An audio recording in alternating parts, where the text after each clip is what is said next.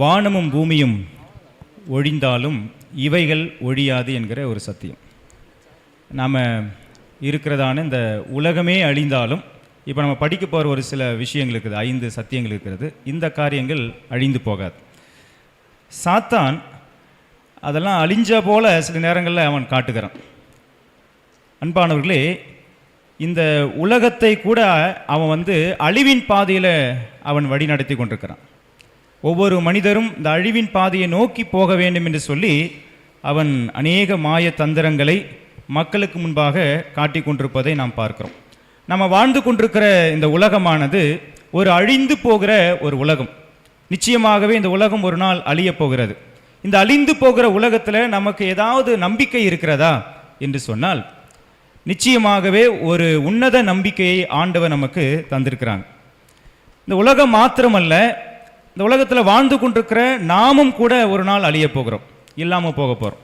சரிங்களா? அழிந்து போகக்கூடிய நாம் அழியாமல் இருப்பதற்கு இந்த 5 காரியங்கள் நமக்கு மிகவும் உன்னதமான ஒரு காரியமாக இருக்க போகிறது.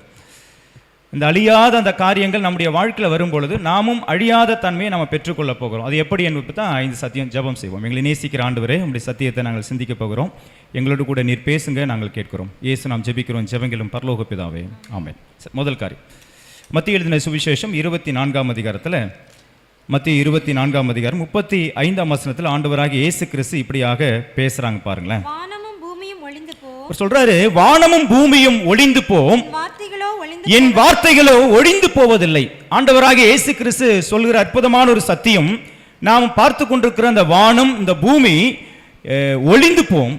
எது ஒளியாதாம்? இந்த வசனத்துல ஆண்டவருடைய வார்த்தைகள் ஒளியாது என்று சொல்லி வேதம் இங்கே பேசுகிறது.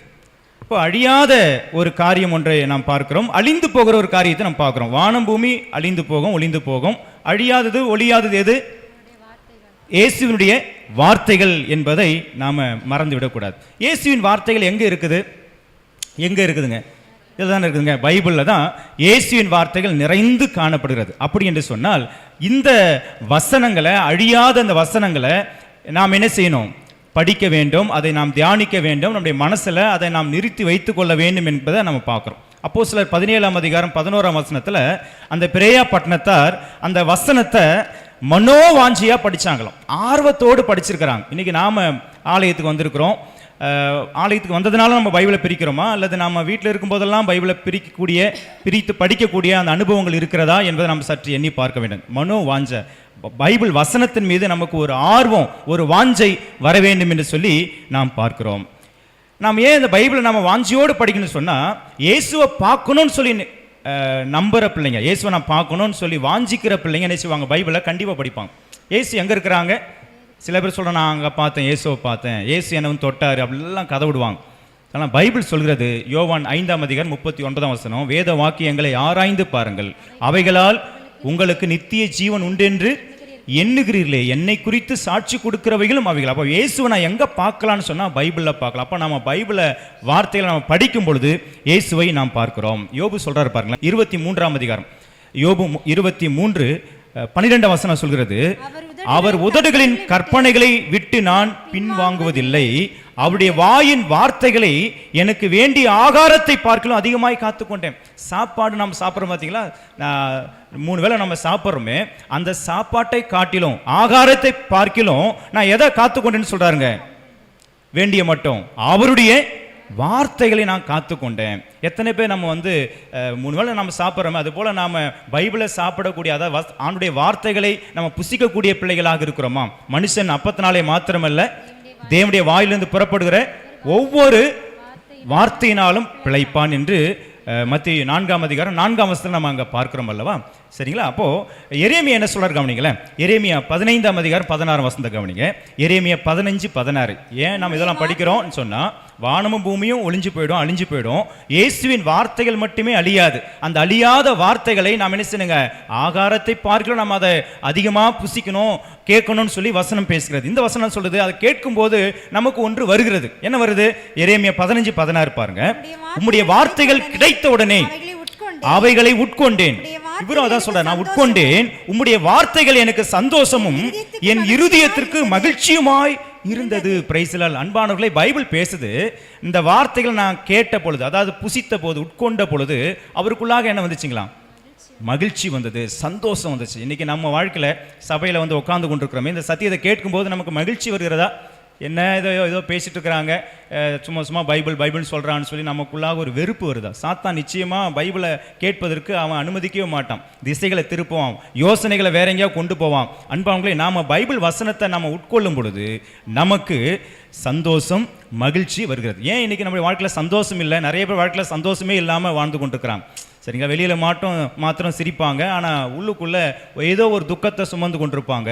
அப்படிப்பட்ட பிள்ளைங்க அனைவருமே செய்ய வேண்டிய மிக முக்கியமான ஒரு காரியம், அவருடைய வார்த்தைகள் நம்ம என்ன செய்யுங்க, கிடைத்த உடனே, வசனம் கிடைக்காத கொடிய காலங்கள் வரப்போகிறது, பஞ்ச காலமெல்லாம் வரப்போகிறது. அதற்கு முன்பாகவே இப்பொழுது நமக்கு தாராளமாக வசனங்கள் நமக்கு எளிமையாக கிடைக்கிற இந்த காலத்தில் இந்த வசனத்தை நம்ம அதிகமாக உட்கொள்ளும் பொழுது சந்தோஷம், மகிழ்ச்சி நம்முடைய வாழ்க்கையில் காணப்படும் என்பது முதல் கருத்து. அப்போது முதல் சத்தியம் நான் சொல்லி பார்க்கணும்னு சொன்னால், வானமும் பூமியும் ஒளிஞ்சு போயிடும், எது ஒழியாது? அந்த வார்த்தை எனக்குள் வரும்போது நானும் அழியாதவனாக மாறுகிறேன் என்பது முதல் கருத்து. ரெண்டாவது சத்தியம் பாருங்களேன், பைபிள் வார்த்தை மாத்திரமல்ல, பைபிளை யார் எழுதினாங்க? பரிசுத்த மனிதர்கள் எழுதினாங்க. யார் மூலமா கொடுக்கப்பட்டது பைபிள்? பரிசுத்த ஆவியானவர். 2 தீமோத்தேயின் புஸ்தகம் 3ஆம் அதிகாரம் 2 தீமோத்தேயு 3ஆம் அதிகாரம் 16ஆம் வசனம், வேத வாக்கியங்கள் தேவ ஆவியினால் அருளப்பட்டிருக்கிறது என்று சொல்லி பைபிள் பேசுகிறது. சரிங்களா? ஆனால் இந்த ஒரு வசனம் நான் படிக்க போறோம். மத்திய எழுதின சுவிசேஷம் 5ஆம் அதிகாரம். வாங்கலேன், மத்திய எழுதின சுவிசேஷம் 5ஆம் அதிகாரம் வசனம் 17 18 படிப்போம். 18. மறுபடியும் அதே வார்த்தை, வானமும் பூமியும் ஒளிந்து போனாலும் நியாயப்பிரமாணத்தில் உள்ளதெல்லாம் நிறைவேறும் அளவும் அதில் ஒரு சிறு எழுத்தாகிலும் ஒரு எழுத்தின் உறுப்பாகிலும் ஒளிந்து போகாது என்று இயேசு கிறிஸ்து சொல்றாங்க. எது ஒளிந்து போனாலும் எது ஒளிந்து போகாது? இந்த வசனத்துல வானமும் பூமியும் ஒளிந்து போனாலும் எது ஒளியாதான்? அவருடைய நியாய பிரமாணத்தில் உள்ள வார்த்தைகள் எல்லாமே என்ன செய்யாதுங்க, நிறைவேறுமாலும் ஒளிஞ்சு போகாது என்று சொல்லி ஆண்டவர் அங்கே பேசுவதை நாம் பார்க்கிறோம். இயேசு கிறிஸ்து இந்த பூமிக்கு வந்ததுனால சில பேர் என்ன சொல்றாங்க, இயேசு கிறிஸ்து வந்து அந்த நியாய பிரமாணத்தை என்ன பண்ணிட்டாரு, சிலுவையில் அழிச்சிட்டாருன்னு சொல்லி பேசுறாங்க. அதுக்கு முந்தின வசனத்தை பாருங்களேன். இப்போ மத்தேயு 5ஆம் அதிகாரம் 18 படிச்சோம். 17ஆம் வசனத்தை கவனிங்க. இயேசு சொல்றாங்க, நியாய பிரமாணத்தை ஆனாலும் தீர்க்க தரிசனங்களை ஆனாலும் அழிக்கிறதற்கு வந்தேன் என்று எண்ணிக்கொள்ளாதீங்க, அழிக்கிறதற்கல்ல அவைகளை நிறைவேற்றுவதற்கே நான் வந்திருக்கிறேன் என்று இயேசு கிறிஸ்து பேசுறாங்க. நான் அழிக்க வரல, எதற்காக வந்திருக்கிறேன்? நிறைவேற்ற வந்தேன். சரிங்களா? இன்னைக்கு நிறைய பேர் நினைக்கிறாங்க இயேசு கிறிஸ்து வந்து என்ன பண்ணிட்டாரு, நிறைவேற்றிட்டாரு, நாம் என்ன செய்ய வேண்டியதில்லை, அதை கடைபிடிக்க வேண்டியதில்லை என்று சொல்லி இப்படியும் என்ன செய்கிறாங்க, சில பேர் பேசி கொண்டுவதை நாம் பார்க்கிறோம். அதற்கும் பைபிள் என்ன நமக்கு விளக்கம் கொடுக்குன்னு சொன்னால், நீங்கள் மத்திய 3ஆம் அதிகாரம் வாங்கலேன். ஞானஸ்தானம் இயேசு கிறிஸ்து எடுத்தாங்களா? முழுக்கு ஞானஸ்தானத்தை இயேசு கிறிஸ்து எடுக்க வந்தாங்க. எடுக்க வந்த பொழுது யார் அவருக்கு ஞானஸ்தானம் கொடுத்தது? இயேசு கிறிஸ்துவுக்கு யோவான் ஸ்நானகம் வந்து ஞானஸ்தானத்தை கொடுக்கிறார். அப்போ ஞானஸ்தானம் எடுக்கும் பொழுது யோவான் ஸ்நானகம் சொல்றாரு, 14ஆம் வசனம் 3:14 பாருங்களேன். யோவான் அவருக்கு தடை செய்து, நான் உம்மாலே ஞானஸ்தானம் பெற வேண்டியதா இருக்க நீர் என்னிடத்தில் வரலாமா என்றான். அடுத்த வசனம் பாருங்களேன். இயேசு அவனுக்கு பிரயுத்தரமாக, பைபிள் சொல்லுது, இப்பொழுது இடம் கொடு, இப்படி எல்லா நீதியையும் எதுவா, எல்லா நீதியும் எதுங்க, நிறைவேற்றுவது நமக்கு ஏற்றுதார். அப்ப இயேசு கிறிஸ்து ஞானஸ்தானத்தை எடுத்து நிறைவேற்றி விட்டார். அதனால நாம் இனி ஞானஸ்தானம் எடுக்க வேண்டிய அவசியம் இல்லைல்ல. அவங்க சொல்ற கருத்துக்கு போனா, இயேசு கிறிஸ்து நியாயப்பிரமாணத்தை நிறைவேற்றி விட்டார், அதனால் நாம் இப்போ பிரமாணத்தை கடைபிடிக்க வேண்டிய அவசியம் இல்லை என்று சொல்லி சில நண்பர்கள் சொல்லி கொண்டிருக்கிறாங்க. அப்போ இயேசுவும் ஞானஸ்தானத்தை எடுத்து நிறைவேற்றி விட்டாரு, அப்போ நாம் ஞானஸ்தானம் எடுக்கலாமா கூடாதா? ஞானஸ்தானத்தை நாம் என்ன செய்வோம், எடுக்கிறோம். சரிங்களா? அப்போ இயேசு கிறிஸ்து நிறைவேற்றினார் என்று சொன்னால், அன்பானவர்களே, அவர் நமக்கு எப்படி நாம் கடைபிடிக்க வேண்டும் என்பதை நமக்கு எக்ஸாம்பிள் காட்டிட்டு போயிருக்கிறார், ஒரு உதாரணத்தை வச்சுட்டு போயிருக்கிறாரு. அப்படிப்பட்ட அந்த ஆண்டவரை நாம் பின்பற்றும் போது நம்முடைய வாழ்க்கையும் அவரை போல மாறுகிறது என்பதை நம்ம பார்க்குறோம். அப்போது இரண்டாவது கருத்து நான் சொன்னால், வானமும் பூமியும் ஒளிந்து போனாலும் தேவனுடைய நியாயப்பிரமாணம் என்ன செய்யாது, ஒளிந்து போகாது என்பதை நம்ம பார்க்குறோம். ஆனால் நிறைய பேர் என்ன சொல்கிறாங்க, சிலுவையில் ஆண்டவர் ஒழித்து விட்டார் என்று சொல்லி பொய் போதகம் பண்ணுவதை நாம் பார்க்கிறோம். பிரியமானவர்களே, 10 பிரமாணம் என்றைக்குமே ஒழியாது. அப்படி 10 பிரமாணம் ஒழியாது என்றால் ஓய்வு நாள் ஒழிஞ்சிருமா? ஓய்வு நாள் என்ன செய்யாதுங்க, ஒளிந்து போகாது. சரிங்களா? எபிரேயர் புஸ்தகம் 4ஆம் அதிகாரம் 4ஆம் வசனம் பார்த்தீங்கன்னு சொன்னால், 7ஆம் நாளை குறித்து தேவன் ஓரிடத்தில் சொல்லி இருக்கிறார். ஓய்வு நாள் எந்த நாள்? 7ஆம் நாள். 7ஆம் நாள் இந்த நம்ம காலத்துல எந்த கிழமை? சனிக்கிழமை என்பதை நம்ம பார்க்கிறோம். சரி, 7ஆம் நாளை குறித்து ஒரு இடத்துல சொல்லியிருக்கார். அப்படியே சொல்லிட்டு வந்து 10ஆம் வசனம் பாருங்களேன். ஏனெனில் அவருடைய இளைப்பாறுதல், அதாவது பரலோகத்தில் பிரவேசிக்கிறவன் தேவன் தம்முடைய கிரியைகளை முடித்து ஓய்ந்தது போல தானும் தன் கிரியைகளை முடித்து நெசிவான் ஓய்ந்திருப்பான். அவர் எப்படி ஓய்ந்திருந்தாரோ அவரை பின்பற்றுகிற அந்த ஒவ்வொரு பிள்ளைகளும் நெசிவாங்க, அவங்களும் ஓய்ந்திருப்பாங்க. அப்போ ஓய்வு நாள் ஒளி இல்லையே என்பதை பைபிள் வசனம் நமக்கு பேசுகிறது. சரிங்களா? ஏசாயா 66ஆம் அதிகாரம் 22, 23ல அங்கே ஏசாயா பக்தன் பேசுறாரு. நான் படைக்கப் போகிற புதிய வானமும் புதிய பூமியும் எனக்கு முன்பாக நிற்பது போல உங்கள் சந்ததியும் உங்கள் நாமமும் நிற்கும் என்று கர்த்தர் சொல்கிறார். அப்பொழுது மாதந்தோறும் ஓய்வு நாள் தோறும் மாம்சமான யாவரும் எனக்கு முன்பாக தொழுது கொள்வார்கள் என்று கர்த்தர் சொல்கிறார். பாருங்க, பரலோகத்துல கூட புதிய வானம் புதிய பூமியில கூட எது இருக்கிறது? அப்போ 10 பெருமானும் ஒளியவில்லை. 10 பெருமானும் ஒளியவில்லை என்று சொன்னால் ஓய்வு நாளும், சில பேர் என்ன சொல்றாங்க, 10 பெருமானும் ஒளி இல்லைங்க, ஆனா அதுக்குள்ள இருக்கிற ஓய்வு நாள் மட்டும் என்ன பண்ணிட்டார்? ஆண்டவர் ஒளிச்சிட்டாருன்னு சொல்லி இப்படியும் கதை விடுவதை நம்ம பார்க்கிறோம். ஆனால் பைபிள் அப்படி நமக்கு பேசவில்லை. அப்போ இது வரைக்கும் நம்ம என்ன பார்த்தோம்? கர்த்தருடைய வார்த்தை பைபிள் ஒளியாது, கர்த்தருடைய நியாயப்பிரமாணம் 10 பெருமானும் ஒளியாது என்பதை நம்ம பார்க்கிறோம். மூன்றாவது ஒரு காரியம் நான் சொன்னா எபேசியர் புஸ்தகம் 6ஆம் அதிகாரம் 24ஆம் வசனம் பாருங்களேன். எபேசியர் 6:24 10 பெருமானம் நம்முடைய வாழ்க்கையில் வரும்பொழுது இன்னொன்று ஒளியாம காணப்படும் என்பதை நம்ம பார்க்கிறோம். எபேசியர் 6:24 நம்முடைய கர்த்தராகிய இயேசு கிறிஸ்துவினிடத்தில் அழியாத அன்புடனே அன்பு கூறுகிற யாவரோடும் கிருபை உண்டாயிருப்பதாக. எது ஒளியாது இந்த வசனத்துல? அன்பு ஒளியாது. அன்பு என்ன செய்யாதுங்களா? ஒளிந்து போகாது என்பதை பைபிள் வசனம் பேசுகிறது. பிரியமானவர்களே, இன்றைக்கு இந்த உலகத்தில் காட்டக்கூடிய அன்பெல்லாம் என்ன செய்யுதுங்க? ஒளிஞ்சு போகுது இல்லைங்க. சரிங்களா? பெற்றோருடைய அன்பு ஒளிஞ்சு போகுது, பிள்ளைகளுடைய அன்பு ஒளிந்து போகிறது, கணவருடைய அன்பு ஒளிந்து போகிறது, மனைவியுடைய அன்பு ஒளிந்து போகிறது. உலகத்தில் நம்ம பழகிற பேசுகிற நிறைய பேர் அந்த அன்பு என்ன பண்ணுறாங்க? பொய்யாய் காட்டிட்டு நிறைய பேர் ஏமாற்றுவதை நாம் பார்க்கிறோம். ஆனால் பைபிள் பேசுகிறது எது அழியாத அன்பு என்று ஆண்டவர் பேசுகிறாருங்க. இயேசு கிறிஸ்துவினிடத்தில் அழியாத அன்புடனே அன்பு கூறுகிற யாவரோடும், தேவனிடத்தில் அன்பு கூறுகிற அந்த அன்பு ஒளிந்து போகாது, அன்பு ஒளியாது. 1 கொரிந்தியர் 13ஆம் அதிகாரம் 8ஆம் வசனம் பேசி எதெல்லாம் ஒளிஞ்சு போயிடும் பைபிள் வசனம் சொல்லுது பாருங்களேன். 1 கொரிந்தியர் 13:8 அன்பு ஒரு காலம் ஒளியாது, தீர்க்க தரிசனங்களானாலும் ஒளிந்து போம், அந்நிய பாஷையானாலும் ஓய்ந்து போம், அறிவானாலும் ஒளிந்து போம். பாருங்க, தீர்க்க தரிசனம், அந்நிய பாஷை, அறிவு எல்லாம் இல்லாம போகும். ஆனா எது ஒரு காலம் ஒளியாது? அன்பு ஒரு காலம் ஒளியாது என்பதை நம்ம பார்க்கிறோம். ஆனால் நம்முடைய அன்பு என்ன செய்யுதுங்க? நிமிஷத்துக்கு நிமிஷம் என்ன பண்ணுது? அன்பு மாறிக்கிட்டே போகுது. சரிங்களா? ஒரு நேரத்தில் நல்லா சந்தோஷம் பேசுவாங்க, திடீரென்று முகத்தை தூக்கி வச்சுட்டு நிற்பாங்க. இப்படிப்பட்ட காரியங்களை நம்ம பார்க்கிறோம். அன்பானவர்களே, இயேசுவை போல நம்ம என்ன செய்யணும்? அன்பு காட்ட பழக வேண்டும்.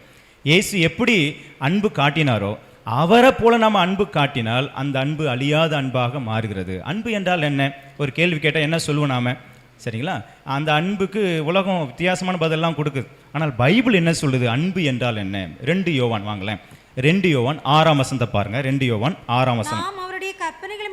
நாம் அவருடைய கற்பனையின்படி நடப்பதே அன்பு. அன்பு என்றால் என்ன அப்படின்னு கேள்வி கேட்டு பதில பார்த்தா பைபிள் சொல்லுது, நாம தேவனுடைய கற்பனையின்படி நடப்பது தான் எதுவாம்?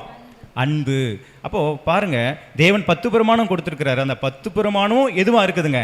அன்பா தான் இருக்குது. நான் தேவனிடத்தில் அன்பா இருந்தால் அந்த 10 பிரமாணத்தில் வரக்கூடிய முதல் 4 பிரமாணத்தை நான் கடைபிடிப்பேன்.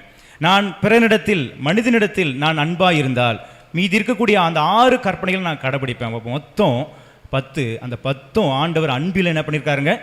சுருக்கி உள்ள வச்சிருக்கிறார். அப்போ அன்பா இருக்கிற பிள்ளைங்க பிரமாணத்தை முழுவதும் நினைச்சுவாங்க, கடைபிடிப்பாங்க என்பதை நம்ம பார்க்கணும். சரிங்களா? பைபிள் ஒளியாது, 10 பிரமாணம் ஒளியாது. அந்த 10 பிரமாணத்து சாராம்சம் என்னதுங்க? அன்பு. அந்த அன்பு ஒளியாது என்பதை நம்ம பார்க்குறோம். 4ஆவதாக ஏசாயா 51ஆம் அதிகாரம் 6ஆம் வசனம் பாருங்களேன். ஏசாயா 51 வசனம் 6ஆம் வசனம். உங்கள் கண்களை வானத்துக்கு ஏறெடுங்கள், உங்கள் கண்களை வானத்துக்கு ஏறெடுங்கள், கீழே இருக்கிற பூமியையும் நோக்கி பாருங்கள்.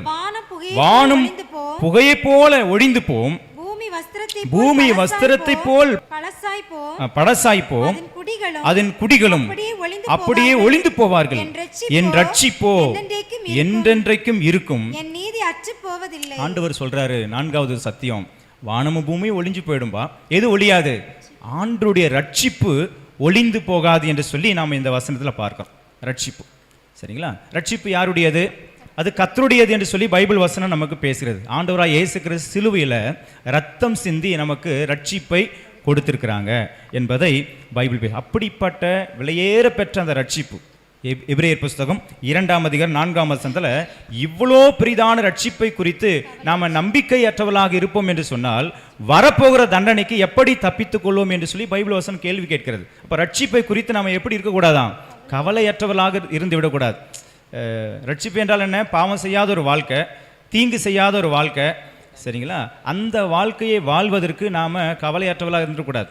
ஒவ்வொரு நிமிஷமும் நம்ம நினைச்சுங்க ரட்சிப்புக்காக கவலையோடு நாம் பிரயாசப்பட வேண்டும் என்று வேத வசனம் பேசுகிறது. பிலிப்பியர் 2:12 அந்த ரட்சிப்பு நிறைவேற நம்ம நினைச்சுங்க முயற்சி செய்ய வேண்டும். சும்மா அப்படியே சோம்பேறி போல் நம்ம இருந்துன்னு சொன்னால் நாம் நிச்சயமாக நாம் திசை கெட்டு போயிடுவோம். ரட்சிப்பு நிறைவேற நாம் பிரயாசப்பட வேண்டும் என்று வேத வசனம் பேசுகிறது. மார்க் 13:13 முடிவு பரியந்தும் நிலை நிற்பவனே என்ன செய்வான்? ரட்சிக்கப்படுவான். சரிங்களா? இந்த வசனத்தை வச்சுக்கிட்டு சில பேர் தப்பான ஒரு கருத்தை சொல்வதை நம்ம பார்க்குறோம். எந்த வசனம் அப்படின்னு சொன்னால் இப்போ படிச்சு பார்த்தீங்களா? ஏசாயா 51 வசனம் 6 8ஆம் வசனம் அதே போல தான் பேசுகிறது. சரிங்களா? என்ன சொல்கிறது அப்படின்னு, என் ரட்சிப்போ என்றென்றைக்கும் இருக்கும் அப்படின்னு சொல்லிட்டு சில நண்பர்கள் என்ன சொல்கிறான்னு சொன்னால், ஒரு முறை ரட்சிக்கப்பட்டால் அந்த ரட்சிப்பு நிரந்தர ரட்சிப்பு என்று சொல்லி நினைக்கிறாங்க. ஒரு முறை ரட்சிக்கப்பட்டால் ரட்சிப்பு அவனை விட்டு போகவே போகாது, அவன் அவ்வளோதான் அப்படியே பரலோகத்துக்கு போயிடுவான்னு நினைக்கிறாங்க. அப்படி அல்ல. ரட்சிப்பை இழந்து விட வாய்ப்பு இருக்கிறதா? நிச்சயமாக வாய்ப்பு இருக்கிறது. சரிங்களா? என்றென்றைக்குமே நான் ஒரு முறை ரட்சிக்கப்பட்டா போதும், பிற்பாடு நான் எப்படி வாழ்ந்தாலும் அந்த ரட்சிப்பு என்கிட்டவே இருக்குன்னு சொல்லி நினைப்பது அது பிசாசு கற்றுக் கொடுத்த ஒரு மாயமான உபதேசம். ஆனால் பைபிள் என்ன சொல்கிறேன்னு சொன்னால், நீ முடிவு பரிந்து நிலைத்திருந்தால்தான் நீ அந்த ரட்சிப்பை என்ன செய்ய முடியும்? பெற்றுக்கொள்ள முடியும் என்று பைபிள் வசனம் நமக்கு பேசுகிற ஒரு சத்தியமாக இருக்கிறது. சரிங்களா? சங்கீதம் 119 வாங்களேன். சங்கீதம் 119 155ஆம் வசனத்தில் பைபிள் சொல்லுது, துன்மார்க்கனுக்கு அந்த ரட்சிப்பு பக்கமாக இருக்குதா தூரமாக இருக்குங்களா? தூரமாக இருக்கிறது. ஏன் அந்த ரட்சிப்பு அவங்களுக்கு தூரமாக போயிடுச்சு? அவங்க தேவனுடைய பிரமாணத்தை செய்யல, தேடலை அப்படின்னு சொல்லி வேத வசனம் பேசுகிறது. அப்படி என்று சொன்னால் வானமும் பூமியும் ஒளிந்து போனாலும் ஏசப்பாவுடைய பைபிள் வார்த்தைகள் ஒளிந்து போகாது. வானம் பூமி ஒளிந்து போனாலும் 10 பிரமாணம் ஒளிந்து போகாது. வானமும் பூமியும் ஒளிந்து போனாலும் அன்பு ஒளிந்து போகாது. வானம் பூமியும் ஒளிந்து போனாலும் ரட்சிப்பு ஒளிந்து போகாது. கடைசியாக இந்த காரியங்கள் நம்முடைய வாழ்க்கையில் வரும்பொழுது இன்னொரு விஷயத்தை ஆண்டு சொல்றாரு. தானியேல் 6ஆம் அதிகாரம் 26ஆம் வசனம். தானியேல் சிங்கக்கேபிலிருந்து வெளியே வந்த பிற்பாடு அந்த தரிவு ராஜா அழகாக பேசினார் பாருங்களேன். அவர் என்ன பேசினாரு? ராஜ்யத்தின் ஆளுகைக்குள் எங்குமுள்ளவர்கள் யாவரும் தானியேலின் தேவனுக்கு முன்பாக நடுங்கி பயப்பட வேண்டும் என்று என்னாலே தீர்மானம் பண்ணப்படுகிறது. அவர் சொல்றாரு பாருங்களேன். அவர் யாரா? ஜீவனுள்ள தேவன். அவர் என்றென்றைக்கும் நிலைத்திருக்கிறவர். அவருடைய ராஜ்யம் அழியாதது. அவருடைய கர்த்தத்துவம் முடிவுவரைந்தும் நிற்கும். அப்போ கடைசியாக நாம் பார்க்கிற ஒரு செய்தி நான் சொன்னா, அவருடைய ராஜ்யம் அழியாது. தேவனுடைய ராஜ்யம் ஒன்று இருக்கிறது. சரிங்களா? அந்த ராஜ்யத்திற்குள்ளாக நாம் அனைவரையும் கொண்டு சேர்ப்பதற்காக தான் ஆண்டவராகிய இயேசு கிறிஸ்து அநேக பாடுகளை பட்டாங்க, நமக்காக பூமியில் மனுஷனாக பிறந்தாங்க, உபதேசங்களை சொல்லியிருக்கிறாங்க என்பதை நாம் பார்க்கிறோம். அப்போது கர்த்தருடைய ராஜ்யம் ஒருபோதும் ஒளிந்து போகாது. அவர் சொல்றார், மனம் திரும்புங்கள், பரலோக ராஜ்யம் எப்படி இருக்குது? ரொம்ப பக்கத்தில் வந்துச்சு. அந்த ராஜ்யத்துக்குள்ளாக நாம் போவதற்கு நாம் பிரயாசப்படுவோம் என்று வேதத்தில் நம்ம அநேக வசனங்களை பார்க்க முடியும். தானியேல் 7ஆம் அதிகாரம் 14ஆம் வசனத்தில் இயேசு கிறிஸ்துவை பற்றி பேசும்போது சொல்லப்படுகிறது, சகல ஜனங்களும் ஜாதியாரும் பாஷைக்காரரும் அவரை சேவிக்கும்படி அவருக்கு கர்த்தத்துவமும் மகிமையும் ராஜரீகமும் கொடுக்கப்பட்டது. அவருடைய கர்த்தத்துவம் நீங்காத நித்திய கர்த்தத்துவம், அவருடைய ராஜ்யம் அழியாததுமாய் இருக்கும். இயேசு கிறிஸ்துடைய ராஜ்யம் ஒருபோதும் அழியாது. நேபுகாத் நேச்சர் என்கிற ஒரு ராஜா இருந்தார் பார்த்தீங்களா? அவர் ஒரு கடிதம் எழுதினார். தானியேல் 4ஆம் அதிகாரம் ஃபுல்லாகவே தானியேல் எழுதலை, நேபுகாத் நேச்சர் எழுதின அற்புதமான ஒரு கடிதம். அந்த கடிதத்தில் அவர் என்ன சொல்றாருன்னு சொன்னால், தானியேல் 4:3 அவருடைய அடையாளங்கள் எவ்வளவு மகத்துவமும் அவருடைய அற்புதங்கள் எவ்வளவு வல்லமையுமாய் இருக்கிறது. அவருடைய ராஜ்யம் நித்திய ராஜ்யம், அவருடைய ஆளுகை தலைமுறை தலைமுறையாக நிற்கும். அவருடைய ராஜ்யம் நித்திய ராஜ்யம், எப்பவுமே இருக்கக்கூடியது. சரிங்களா? எது அழிஞ்சாலும் ஒளிஞ்சாலும் அவருடைய ராஜ்யம் எப்பொழுதும் இருக்கும். அப்போது நாம் எல்லாரும் எங்கே போகிறதுக்கு காத்துட்டு இருக்கிறோம்? இயேசு கிறிஸ்துவின் ரட்சகர் வர எதிர்பார்த்து காத்து கொண்டிருக்கிறோம். பிலிப்பியர் 3:20 நம்முடைய குடியிருப்பு எங்கே இருக்குதுங்களா? பரலோகத்தில் இருக்கிறது என்பதை பைபிள் பேசுகிறது. நமக்கு இங்கு நிலையான நகரம் இல்லை, வரப்போகிறதையே நாம் நாடி தேடுகிறோம் என்று சொல்லி எபிரேயர் புஸ்தகம் நாம் பார்க்கிறோம். அன்பானவர்களே, ஆண்டவராக இயேசு கிறிஸ்து சீக்கிரம் வரப்போகிறாங்க. இந்த உலகம் சீக்கிரமாக அழிய போகிறது. அழிந்து போகிற உலகத்தில் வாழ்ந்து கொண்டிருக்கிறோம்.